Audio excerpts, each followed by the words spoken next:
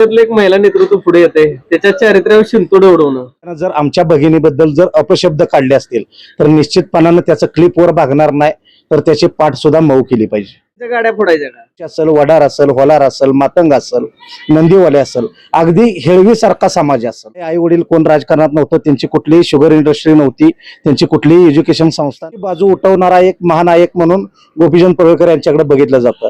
आणि अशा माणसाला ज्यावेळी त्रास देण्याची ज्यावेळी भावना इथल्या व्यवस्थेनं केली. नमस्कार, आकुर टीव्ही मध्ये आपल्या सर्वांचं स्वागत. ओबीसी व भटके विमुक्तांचे नेते म्हणून परिचित असणारे उमाजी चव्हाण आपल्या समेत बोलण्यासाठी आहेत. ते मागल्या काही काळामध्ये बीजेपी सोबत जोडलेले आहेत आणि त्यांनी मागल्या काही काळामध्ये रासपमध्ये देखील चांगल्या पद्धतीचं काम केलेलं आहे. तर दादा, कशा पद्धतीनं भाजपचा प्रचार चालू आहे? भारतीय जनता पार्टीचा प्रचार अतिशय चांगला या तालुक्यामध्ये चालू आहे. गाव टू गाव भेटी चालू आहेत, घर टू घर भेटी चालू आहेत. आणि जनतेची केलेली कामं, युवकांचं असलेलं चांगलं संघटन, महिलांविषयीचं चांगलं धोरण आणि दुर्लक्षित घटकांकडे न्याय देण्याची असलेली क्षमता, या गोष्टींमुळे भारतीय जनता पार्टीचं काम या तालुक्यामध्ये मजबूत आहे. आणि त्या जोरावर भारतीय जनता पार्टी विजय निश्चित खेचेल असा एक विश्वास या निमित्ताने मी आपल्यासमोर व्यक्त करतो. आता एकूण 4 जिल्हा परिषद गट आहेत आणि 8 पंचायत समिती आहेत. तर यामध्ये कशा पद्धतीनं लढत होईल? आता निंबोड्याची जी आहे ती हाय व्होल्टेज आहे आणि त्यामध्ये काय प्रश्न आता चर्चेला आलेत. त्यापैकी पहिला प्रश्न आहे तो घराणेशाहीचा, की आज परत गोपीचंद पडळकरांनी बऱ्याच जणांच्या घराणेशाहीवरती प्रश्नचिन्ह उपस्थित केलं. त्यामध्ये आटपाडीचा जो वाडा आहे, म्हणजे देशमुख कुटुंबीय, त्यांच्यावरती देखील ते बोलायचे. तर आता हे घराणेशाहीवर तुम्ही काय सांगाल?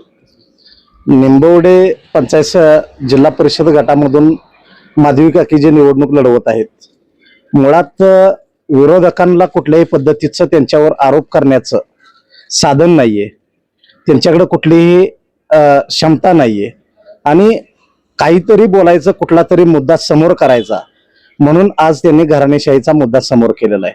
घराणेशाहीचा मुद्दा म्हणजे काय, गोपीचंद पडळकर साहेब हे काय प्रस्थापित राजकारणी नाहीत, ते संघर्षातून पुढे आलेले आहेत.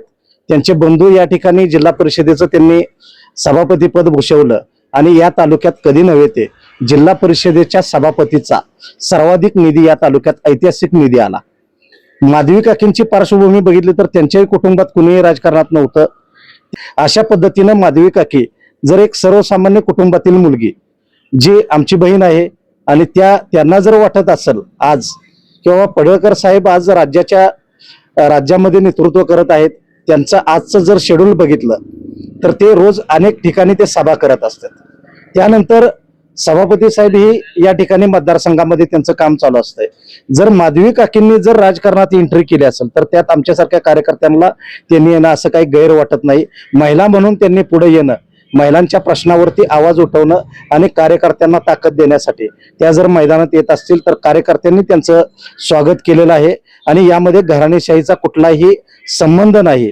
घराणेशाही हा मुद्दा बाजूला करून त्यांनी इतर काही गोष्टी म्हणजे ज्या काही तालुक्याच्या विकासाच्या गोष्टी असतील, तालुक्याच्या हिताच्या असतील आणि तालुक्याच्या ज्या काही महत्वाच्या गोष्टीवरती त्यांनी बोलावं. आता महिला नेतृत्व तुम्ही म्हणाला 3 महिन्यापूर्वी आपलं माधवी काकी इकडे फिरायला लागल्या, त्याच्या अगोदर त्या नव्हत्या. त्या आजपर्यंत महिला नेतृत्व पडळकर कुटुंबाच्यातून आलं नाही. आताच का? कुठल्याही यशस्वी पुरुषाच्या पाठीमागे एका स्त्रीचा हात असतो, आपण असं म्हणतो नेहमी. तर ज्यावेळी गोपीचंद पडळकर साहेब राजकारणामध्ये आले, त्यांच्यानंतर ब्रह्माशेठ राजकारणात आले, पण एक राजकीय घराण्यामध्ये एक घर सांभाळणं, त्या घरी आलेले नातेवाईक, पै पाहुणे, त्याबरोबर कार्यकर्त्यांच्या भावना असतील. आज जे तुम्ही म्हणताय की पडद्यामागून एखादा माणूस घडवण्यासाठी खूप माणसांनी त्याग केलेला असतो आणि माधवी काकींनी ह्या सगळ्या गोष्टीचा त्याग केलाय. आज स्वतःचा दीर आमदार असताना त्या महिलेला म्हणजे जे काही घरच्या गोष्टी होत्या, मुलं असतील, मुलांचं कौटुंबिक संघर्षाच्या काळामध्ये त्यांना झालेला त्रास, त्यांच्या आई असते, एकाकी पडलेली आई, ज्यावेळी राष्ट्रीय समाज पक्षात गोपीचंद पडळकर साहेब काम करत होते आणि त्यावेळी म्हणजे अतिशय खडतर संघर्ष होता या तालुक्यामध्ये, व्यवस्थेचा त्रास होता. त्यावेळी पाठीमागं माधवी काकी भक्कमपणे उभा होत्या, दोघाही भावांच्या पाठीमागं त्या खंबीरपणानं उभा राहिल्या. कर्तृत्व समोर येऊनच सिद्ध होतं अशाला आम्ही महत्व देत नाही. कर्तृत्व जर तुमचं जर सिद्ध करण्यासाठी एक कौटुंबिक पार्श्वभूमी, कुटुंब जपून कार्यकर्ते सांभाळणं ही मोठी गोष्ट असते. मागल्या काही काळामध्ये पडळकर बंधू असे म्हणायचे की धनगर समाजातले 50 आमदार झाले पाहिजेत, खासदार झाले पाहिजेत. तो अजेंडा त्यांनी बाजूला ठेवला आणि थेट त्यांच्या तालुक्यातल्याच एका विरोधात उमेदवारी दिली. हा ओबीसी व भटके मुक्तांच्यावरती अन्याय आहे का? आमदार गोपीचंद पडळकर साहेबांची भूमिका आपण पत्रकार महोदय लक्षात घेतली पाहिजे. राजकारणामध्ये त्यांनी आज गोपीचंद पडळकर साहेब एका गटापुरते नेते नाहीत, पहिला मुद्दा. दुसरी गोष्ट, या जिल्ह्याच्या राजकारणामध्ये त्यांचं एक वेगळं स्थान आहे. आज जत सारख्या भागामध्ये त्यांनी अनेक कार्यकर्त्यांना संधी दिलेली आहे. त्याचबरोबर जिल्ह्याच्या विविध भागामध्ये किंवा महाराष्ट्र राज्यात जेवढ्या जिल्हा परिषदांच्या निवडणुका लागलेल्या आहेत त्या प्रत्येक ठिकाणी आमदार साहेब त्या ठिकाणी प्रचाराला जात आहेत. दुसरी गोष्ट, ते काही एका जातीपुरते आज नेते राहिलेले नाहीत. धनगर समाजाचा विषय आला, धनगर समाजाच्या बाबतीत त्यांनी ज्यावेळी एखादी भूमिका त्यांनी मांडत असतील तर त्या भूमिकेशी ते ठाम आहेत. धनगर समाज ही त्यांची आई आहे आणि आईसाठी ते काम करत असतात, ही आम्हालाही त्याच्याबद्दल अभिमान आहे. परंतु दुर्लक्षित असलेल्या जाती जमाती, त्यामुळे वेगवेगळे जे दुर्लक्षित घटक आहेत, विमुक्त जाती असतील, त्या जातींसाठी एक आवाज उठवण्याचं काम महाराष्ट्रात जर कुठले आमदार करत असतील तर त्यांचं नाव आमदार गोपीचंद पडळकर साहेब आहेत. आणि निश्चितपणानं धनगर समाज असेल आणि इतर सर्व जाती धर्माला त्यांची न्याय देण्याची भूमिका आहे आणि ते निश्चितपणानं न्याय देतील अशी खात्री आहे. निंबोडे जिल्हा परिषद गटामध्येच एका ओबीसीवर अन्याय केलाय, म्हणजे एक महिला नेतृत्व साहेब एकटी साहेब साहेब महिला एक- लढत्या. एक गोष्ट तुम्ही लक्षात त्याच्या घ्या. विरोधात हे सगळे नाही नाही नेतृत्व अशी एकत्र अशी कुठलीही परिस्थिती नाही. निंबवडे जिल्हा परिषद गटामध्ये गोपीशेठ यांचं गाव आहे आणि तिथं जर कोणी उमेदवार उभा असेल, शेवटी हे बघा, हे राजकारण आहे. भारतीय संविधानानं प्रत्येकाला एक अधिकार दिलेला आहे.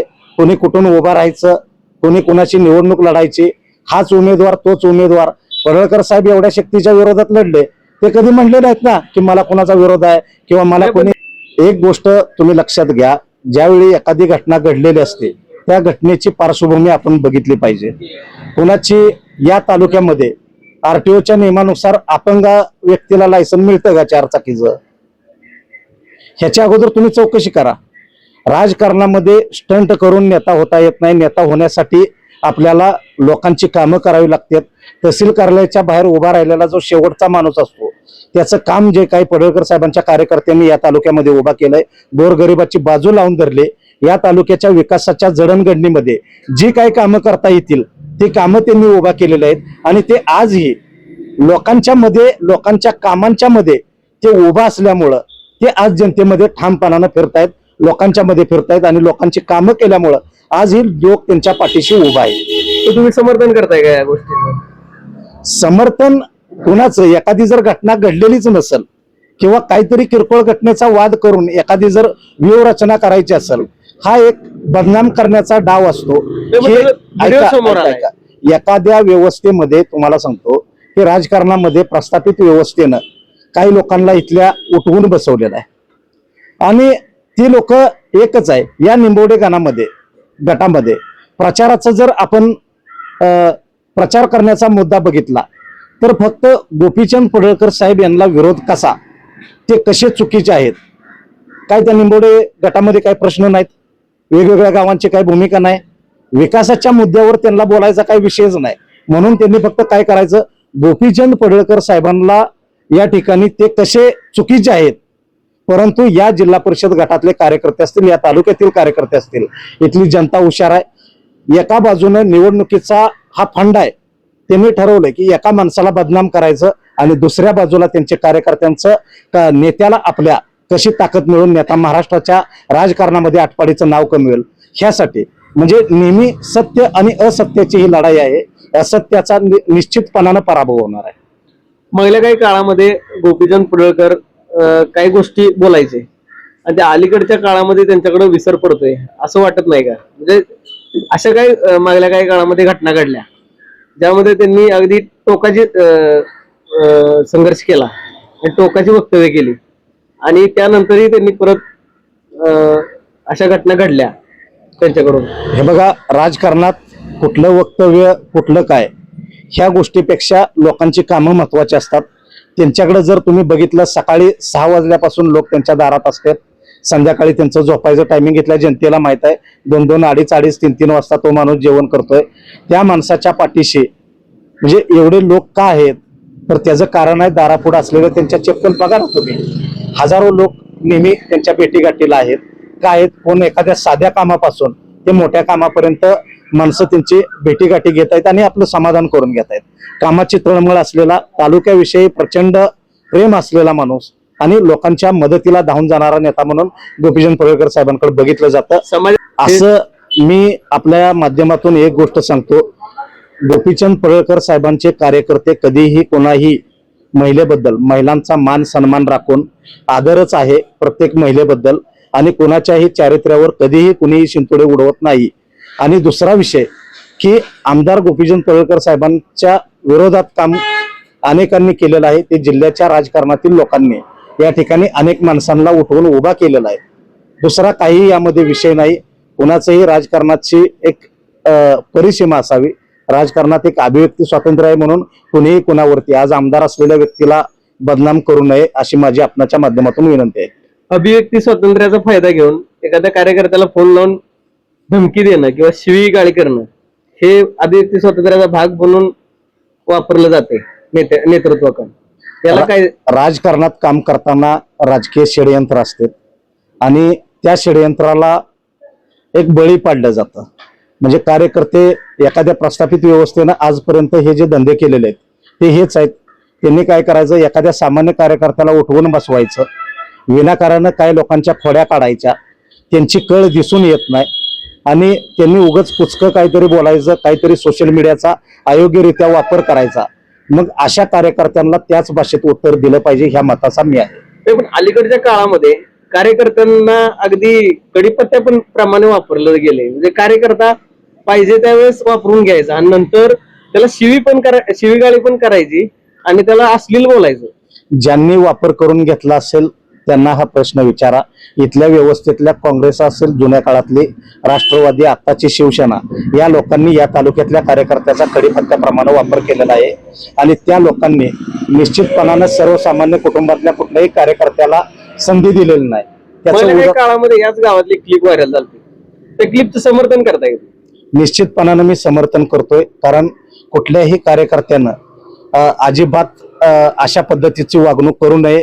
एखाद्या नेत्याबद्दल, एखाद्या भगिनीबद्दल, एखाद्या पण अशा पद्धतीनं एखाद्याचं टांगडं फासळू 100% फासळलं पाहिजे ना. तुमची जर माता भगिनीबद्दलची जर भाषा योग्य नसेल, तुम्ही जर माता भगिनींचा सन्मान करू शकत नसेल, तुम्ही जर माता भगिनींचा जर अपमानित करत असाल, तुम्ही सोशल मीडियाचा अयोग्य वापर करून एखाद्याला बदनाम करत असाल, तर निश्चितपणानं माझं मत आहे बोलण्यापेक्षा त्याला चोप दिला पाहिजे.